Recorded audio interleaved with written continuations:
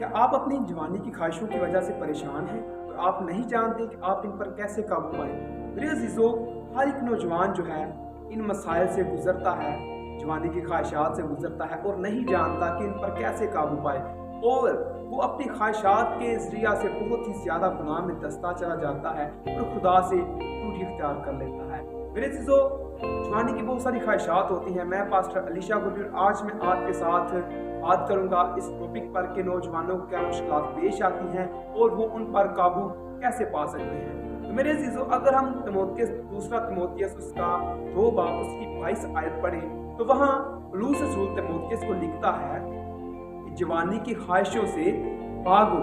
اب جوانی کی خواہشیں ہے کیا؟ اب جوانی کی خواہشات بہت ساری ہو سکتی ہیں، جن میں جو پہلے نمبر پر آتی ہے وہ زنا کاری ہوتی ہے، حرام کاری ہوتی ہے، اور جو ہے کسی کو حاصل کرنے کی چاہ ہوتی ہے، پیسہ حاصل کرنے کی چاہ ہوتی ہے، یا ادروائز بہت ساری خواہشات ہو سکتی ہیں۔ اگر ہم یونانی زبان میں خواہش کا مطلب دیکھیں تو اس کا مطلب ہوتا ہے ہوس یا تمنا، یا کسی چیز کو بہت شدت سے چاہنا۔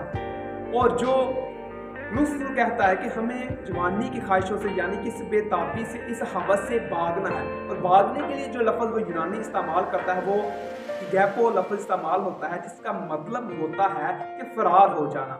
آج ہم حرام کاری کے متعلق بات کریں گے اور اس سے ہم یوسف کی مثال سے اس بات کو سیکھیں گے کہ وہ جب اس گناہ میں پھنسنے جا رہا تھا، جب ایک عورت سے اس گناہ میں پھنسانا چاہ رہی تھی کہ وہ زنا کاری کرے، تو وہ اپنے آپ پر کیسے قابو پاتا ہے یا اپنی خواہش پر کیسے قابو پاتا ہے۔ کہ زنا کاری آج کل بہت عام ہے اور ہر ایک نوجوان کے اندر زنا کاری کی خواہش بہت ہی عام ہوتی ہے۔ تو میرے عزیزو، اگر ہم پیدائش کی کتاب اس کا 39واں باب پڑھیں تو وہاں ہمیں ایک کہانی ملتی ہے پوتیفر کی بیوی اور یوسف کے متعلق۔ اور آپ سبھی جانتے ہیں کہ پوتیفر نے یوسف کو اپنے گھر کا مختار بنا دیا اور سب کچھ اس کے سپرد کر دیا، اور وہ خود کسی چیز کی جو ہے حساب نہیں رکھتا تھا سوائے اس روٹی کے جو وہ خود کھاتا۔ باقی سب کام یوسف کو اس نے سونپ دیے۔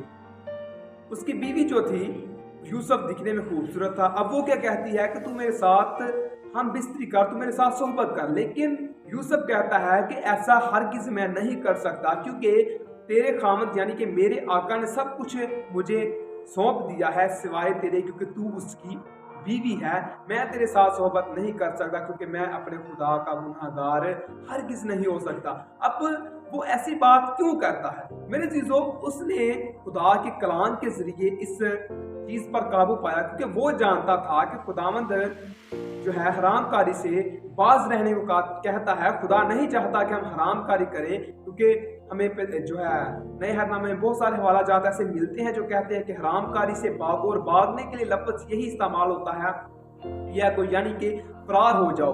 فرار ہونے سے مراد سمپلی یہ لینے کہ اگر کوئی شخص قید میں ہو، اگر اسے بھاگنے کا موقع ملے تو وہ اتنی تیزی سے وہاں سے بھاگے گا کہ کوئی اسے پکڑ نہ سکے۔ اگر ایسا اکثر لوگ کہتے ہیں جی میرے اندر خواہش نہیں تھی، کسی نے مجھے ابارا ہے تاکہ میں اس کے ساتھ صحبت کروں یا زنا کاری کروں۔